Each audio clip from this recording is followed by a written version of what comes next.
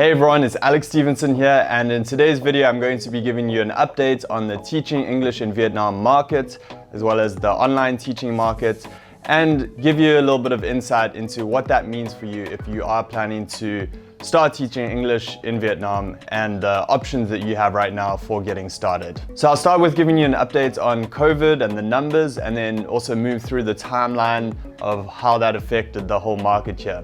Overall, Vietnam has done an amazing job with controlling the virus and keeping it contained.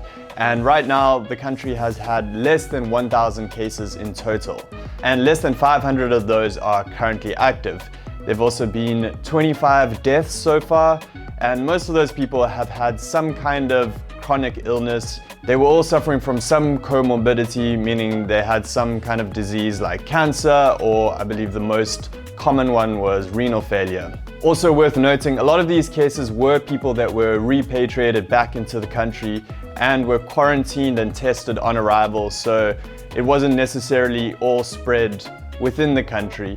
A lot of those cases were people that were coming back, and that means they were contained when they arrived. So during the first outbreak in around March, Vietnam immediately closed the borders, not allowing anyone to arrive back into the country. There was a period of time where people could leave the country, so during that time quite a lot of teachers actually left to go home because they weren't sure about what would happen during this strange period. And the first period of social distancing is what Vietnam called it, and it was somewhat of a lockdown. It started off with just banning big public gatherings, but then slowly went towards no restaurants being allowed to open, having to wear masks, and discos and karaoke's banned. It's really funny when that's in a news article. So it got to the point where you were allowed to go out to the grocery stores and buy all food and essentials that you needed and go to the pharmacy and stuff like that, but you were encouraged and asked to stay at home for the most part. And then Vietnam implemented contact tracing, which was extremely effective. Anyone that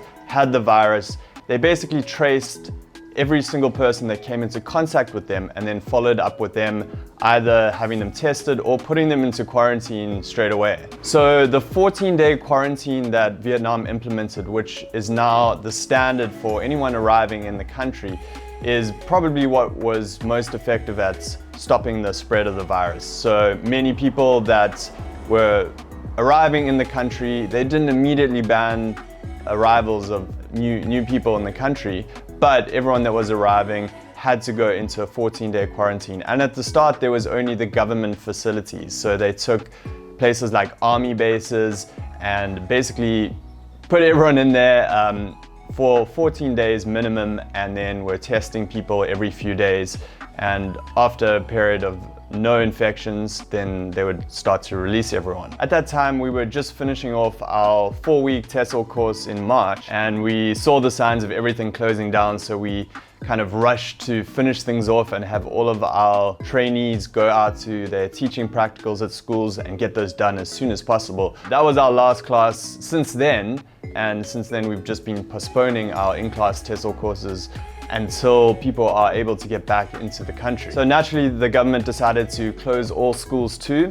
So the public schools were all closed, and along with that, I think it was a little bit afterwards, but they also made all the private English centers close, which, if you know anything about the market here, is a huge portion of the market and where a lot of the jobs are for English teachers. So naturally, this caused a lot of problems for people that were working at these centers, and financial difficulties for the centers, because they obviously are paying for rent, they're paying for expenses, and if they don't have students coming in, they are not making any money. A lot of parents pay for packages though, so what these English centers try to do, at least quite a lot of them, were to move online, to offer online lessons. Now the problem with that is a lot of parents don't value online lessons as much as in-class lessons, so a lot of them complained and weren't willing to replace the in-class lessons with online lessons.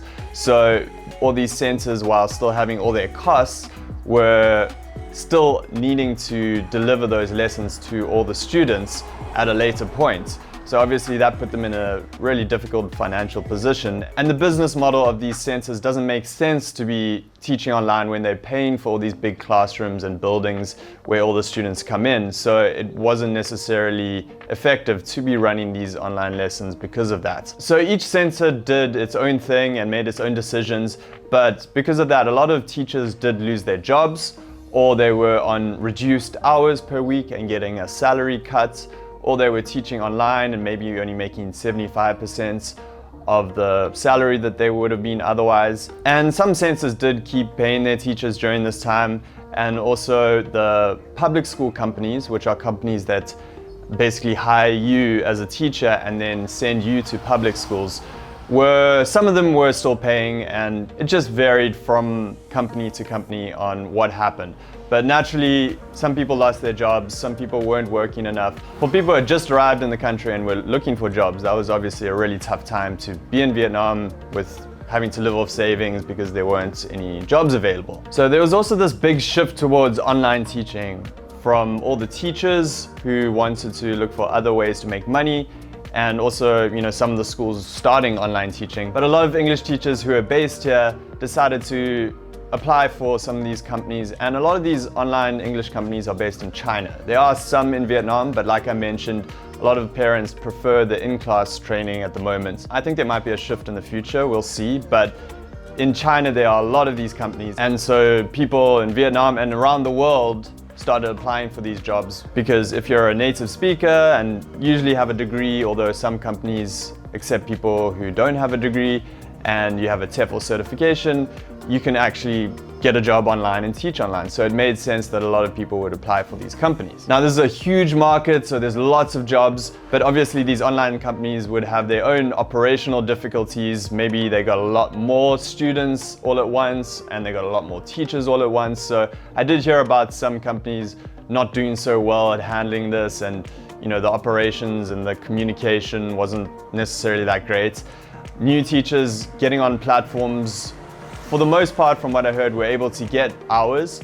However, some teachers who are already on platforms weren't able to get as many hours, depending on the platform, of course, but some were. But that's what I heard from some teachers. Maybe these companies were trying to onboard so many new teachers and giving them hours to make them happy, that the teachers that were already working for the company were just not getting offered as many hours. However, most of these companies work on a system where you open up the time slots you have available, and then students book times with you. So a lot of people were able to get hours doing this, and that's how I know a lot of teachers got through this period when the English centers and public schools were closed. The online teaching market is huge, so I think since then and continuing to now, there are jobs available. It varies from company to company which ones are hiring, which ones can offer lots of hours, which ones aren't doing that as much. So it's just a matter of applying to those. So I would recommend, which I'll talk about a little bit later, going ahead and applying for some of these companies and seeing where that gets you. And that market's definitely not going away. This one big company called Pulfish, based in China, just got $120 million in investments. So it's a sign that the online teaching market will continue to exist, whether there are operational difficulties or not. But I think a lot of people are considering this as an option right now. So after about a month of this higher level of social distancing, it became clear that Vietnam had pretty much got the whole situation under control. And over the next few months, things began to get back to normal with pretty much everything. Everyday life was back to normal. People were out and about again. At one point, people were not even wearing masks anymore because there were no new transmissions for, I think it was up to 100 days within the country. No new transmissions. Only people who had come into the country and been tested positive, but they were quarantined. So community transmissions were at zero for a long period of time, and everything was getting back to normal. English centers were back up and running the in-class courses. Public schools were still a bit delayed. They kept pushing that back. I think that was to be safe, and also the Vietnamese government is very good at listening to the general population. A lot of parents didn't feel good about sending their kids back to school just yet, so I think that's why they delayed that somewhat when the English centers did start to go back. So teachers were able to get hired by a new company or go back to their old jobs, as well as carrying on with online teaching. So that was a pretty good period of time right there. And then what Vietnam started to do was repatriate its citizens. So anyone who was a Vietnamese citizen who was stuck abroad, they would start having flights coming back in, and you would be able to get into the country, but go through the 14-day mandatory quarantine at a government facility. So there were, and there still are, tens of thousands, I think, of people, maybe 18,000, I think was the last time I heard, were in these quarantine facilities and are still going through it regularly. So people are still coming back into the country. However, this was only for Vietnamese citizens. And then they introduced an experts list. So if you could get onto this expert list because you had special skills to get into the country, then you could get approval from a government department, which would get you on a list that you could arrive into the country. So people did start getting in with this, especially people who were in high managerial positions, who were very needed for some government projects, kind of investors, people like that could get back into the country. But it was a complicated process and people were only slowly getting in. There were a lot of documents you had to get, you had to line up your flights correctly. And of course, we were interested to know if English teachers could get on these lists. Well, it did seem like some English teachers were getting on these lists, and a lot of the companies that were employing English teachers, maybe the teacher had been visiting another country, they're trying to get their employees back. So of course, they would try to get them in, but it requires a lot of coordination between the company that hires the teacher, as well as the government departments, and also getting the flights at the right time. And no one really knew what was going on, or even if this would work. So as far as I know, not many people got in through this until now. We've had a few of our alumni that were working with their companies to try get them back, and so far it's just kind of been delayed and delayed. If you're a new teacher though, it's very unlikely that, at least right now, that you're going to be able to get on this list, because it requires being hired by a company and it's a lot of work for the company, and most schools in Vietnam don't hire people before you get to Vietnam. So the likelihood of finding a company to sponsor you, get you on the list, coordinate everything with you, it's really difficult. And having talked to a lot of schools right now, you know, they want to get as many teachers in as possible, but they're also under a lot of pressure and financial pressure, and it takes a lot of work and time. So I wouldn't say this is necessarily something that's going to work, although this might start to work more and more as things start to ease up again. So I'll get back to that in a second, because we actually know two people that are on one of these lists right now, and I'll talk a little bit about what's happening with them. But I just want to mention this most recent outbreak that happened here in Da Nang. So I actually moved to Da Nang just for a while. You know, I was planning to go back to Ho Chi Minh City when we opened our courses again, when the borders were back open, because we've just been postponing those courses until we are able to run them again and enough people can come in to run our first course again. So I moved up to this great beachside city where, you know, there's the beach, mountains, it's really beautiful, lots of outdoor activities, kind of to take a break from Ho Chi Minh City, which is a big city with 10 million people. And after a couple of weeks being here, the second outbreak happened here in Da Nang, and I believe it was possibly to do with some Chinese illegals getting into the country who brought it in. It's not 100% clear, but the Vietnamese government have now busted a whole lot of Chinese illegals here and deported them, because there are quite a few here apparently that snuck in through the borders. So the first case recorded here was around the 25th of July here in Da Nang. And then since then, it has definitely spread quite a bit in Da Nang. And that's where we've got to now, with just under 1,000 cases. And I think in that period, there's been a few hundred new cases now in Da Nang, and it's only since then that there were these first few deaths, unfortunately. However, the same as before, Vietnam has been very effective at stopping the virus in its tracks. So we now in Da Nang are in a little bit of a lockdown again. It's of course called social distancing, but this was even a little bit more extreme than how I experienced it in Ho Chi Minh City. All the restaurants are closed for delivery, which it wasn't in Ho Chi Minh City, so that's a bit of a bummer. Got to get back to cooking again. And they're really trying to get people to stay at home this time around. So a lot of people I knew were taking walks, you know, out and about during the day, walking up and down the river. The beach was blocked off right from the beginning, I think, but a lot of people were walking up and down the river, and I was doing that almost every day. And then about a week ago, 3 weeks or so into this social distancing, they stopped people doing that, or at least they were telling people to go home, not with any fines or anything like that. So I don't think it's necessarily illegal to be out, although they say you should only go out for emergencies or getting supplies, grocery stores and stuff. So it was okay the first few weeks of being here. You know, I was kind of spending time working here at home and also walking up and down, around and about. Obviously not visiting friends, not going to restaurants and that kind of stuff. But the last week hasn't been great. It's been here at home the whole time. Da Nang is also a big tourist city, and obviously not a lot of international tourism right now, or none at all, but a lot of local tourism actually happens here. So there were tens of thousands of people in Da Nang when the outbreak happened. Now they had to make a decision about what to do, and they decided to charter flights back, I think up to 100 flights per day back to the other cities, to get everyone who didn't live in the city out of the city back to Ho Chi Minh City, back to Hanoi. Initially, I thought that was a really bad idea because it would spread the virus. However, it seemed to be very effective because what that did was allow the city to lock down now, and everyone that went back to their cities were tested on arrival.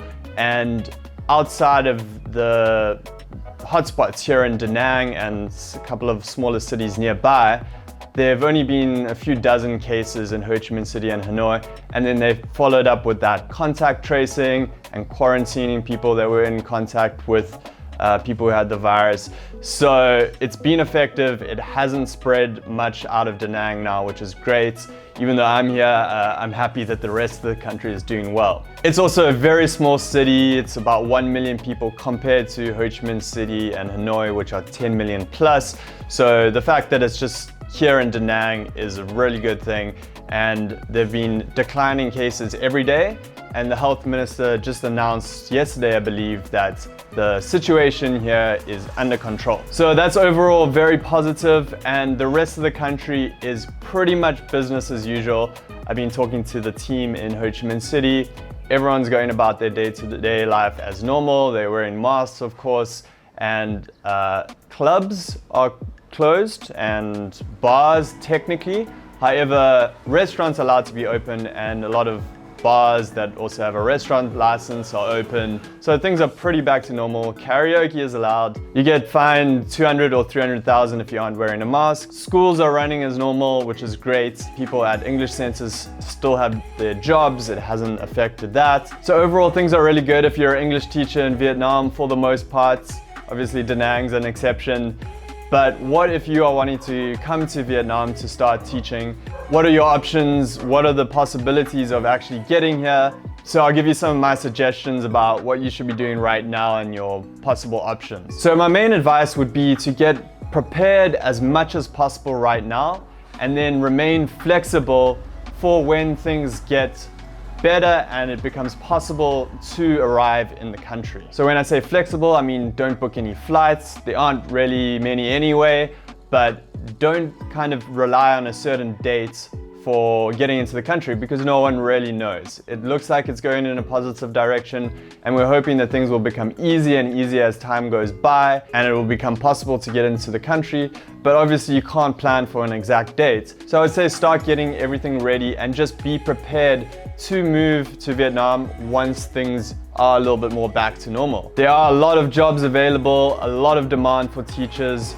Chi was just telling me right now that a lot of the companies in our school's network are saying, you know, all their sources of teachers have dried up because no new teachers are arriving in the country. They're working hard to try and find teachers, but if they don't exist here, then they don't exist, right? So when you are able to arrive in the country, there are going to be plenty of job options available to you, and it'll be a great time to get a job. So how can you get prepared in the meantime?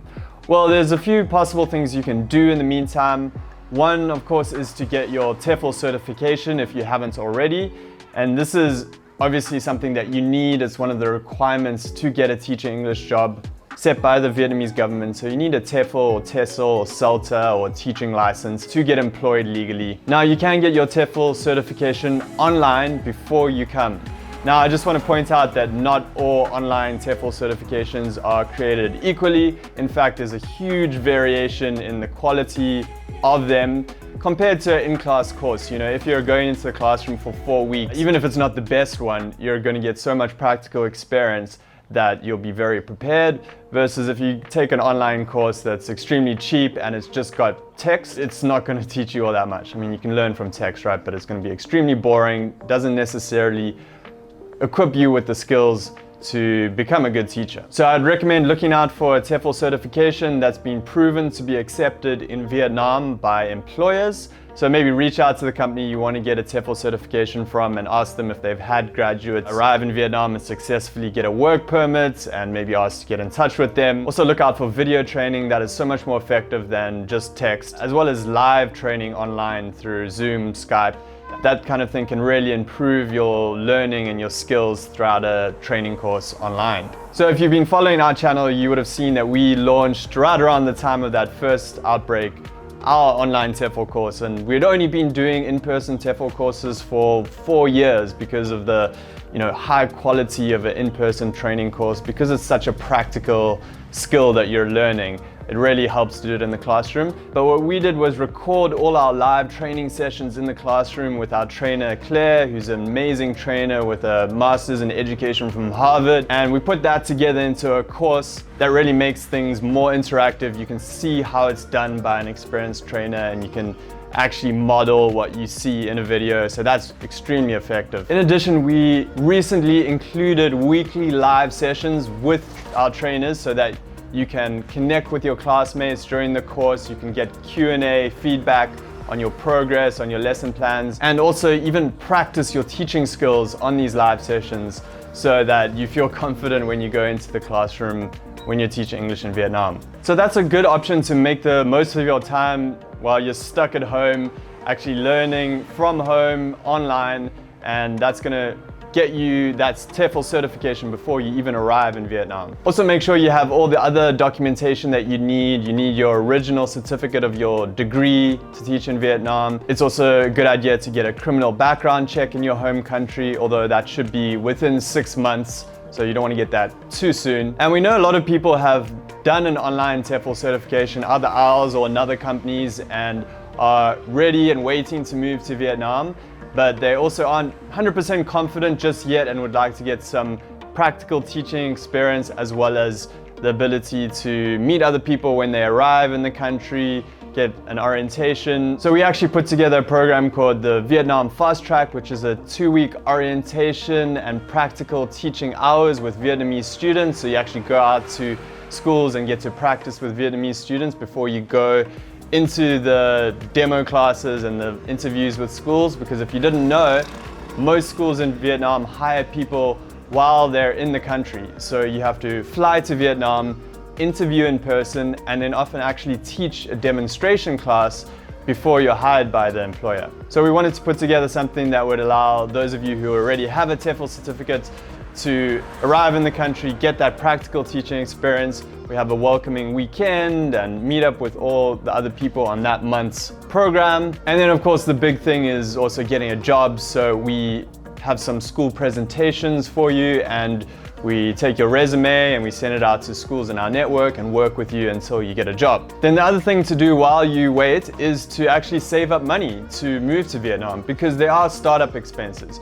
You have to pay for your flight, you have to pay for your living expenses while you're interviewing with schools and during your first month of teaching before you get your first salary. So it's important to have enough money to get you started, and some extra too. You'd want to have extra money in case of something going wrong. Always good to have some backup money. We have a free guide that you can download that has a detailed breakdown of all the startup cost expenses, as well as overall living expenses on a monthly basis, as well as what salaries you can make, so that you can kind of do some calculations to know exactly how much you need to get started. So I'll leave a link in the description for that, so you can download it for free and you'll know exactly what you need to start saving to get out here. And then another option is to join one of our 4-week in-person TEFL courses in Vietnam, and that will give you that practical teaching experience, which is so valuable, and include the TEFL certificate and everything all in one go, so that after the 3rd week you're pretty much ready to go, and the 4th week we're helping you find a job already.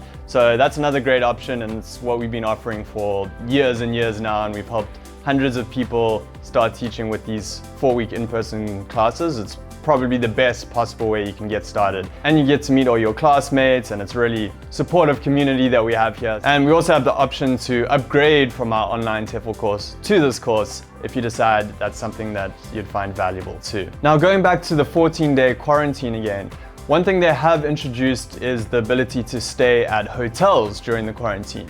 Now, you have to pay for the hotels, and so far the ones that they have on the list are pretty expensive for the 2-week quarantine, which is unfortunate.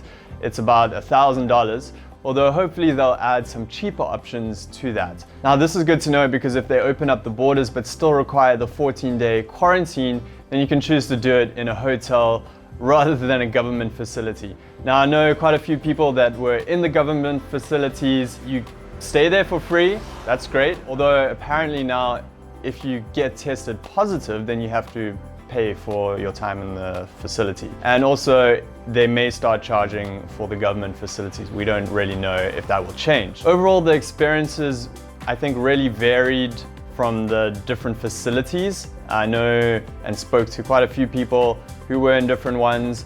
And you know, it's a tough experience.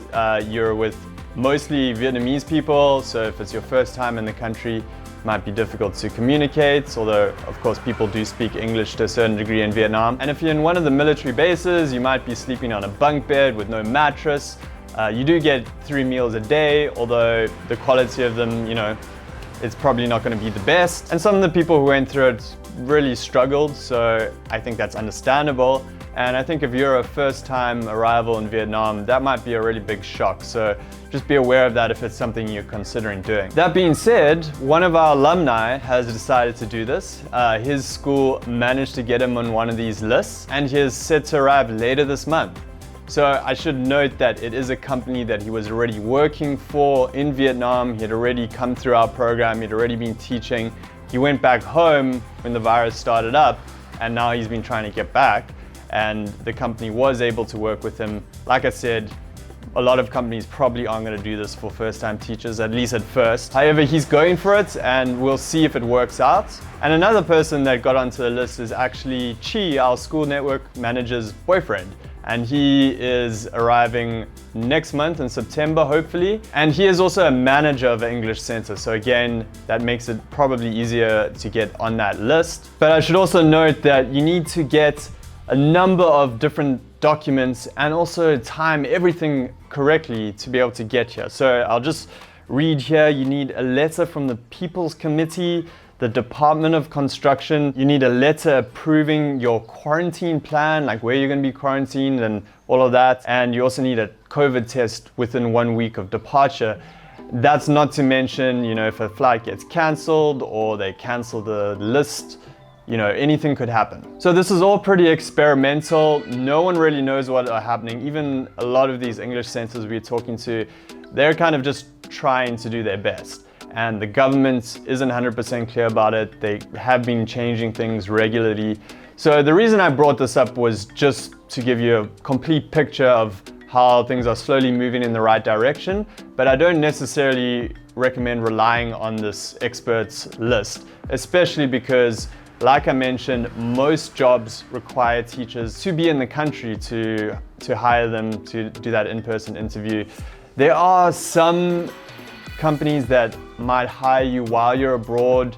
They might work with you for this process, but just be aware you're still gonna have to go through that quarantine period right now. And it's very tricky and a bit risky because you could lose money on booking a flight and it could get canceled. And I just don't think most schools are gonna be willing to risk that investment with a new teacher. You know, if it's a teacher that they had previously employed, they knew they were a good teacher, they knew it'd be worth going through that process. Yes, possibly, but as a new teacher, I really think right now is just the time to be patient, wait it out a little bit. We will get more news soon. We'll know when the borders are a little bit easier to get into. We'll know more about if you'll still have to do the quarantine period. That might still stay around for a while. So, you know, maybe you try and save up for that 14 days stay in the hotel. In the grand scheme of things, it might be worth it if you can start earning within a month, and hopefully hotels will become cheaper too. So I'm really just telling you that to see the progress of how things are slowly getting to the point where people can arrive. And of course, there's no set dates now of when the borders are going to open. You know, we wish there were. What we're doing with our programs for both our fast track and our in-person TEFL course is we're looking at the dates 6 weeks out before the course starts, and then if it's clear that the borders won't be open enough for everyone to get here and make it here, then we postpone it to the next month.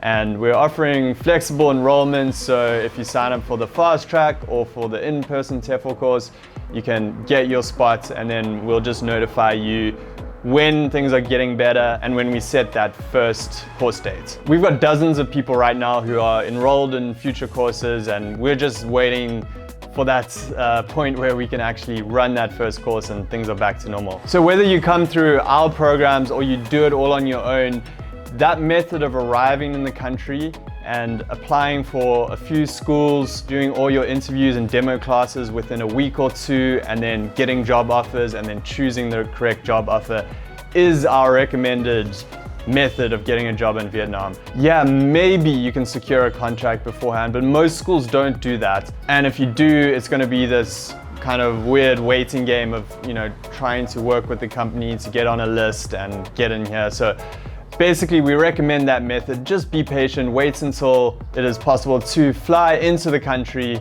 and follow that method of getting your job.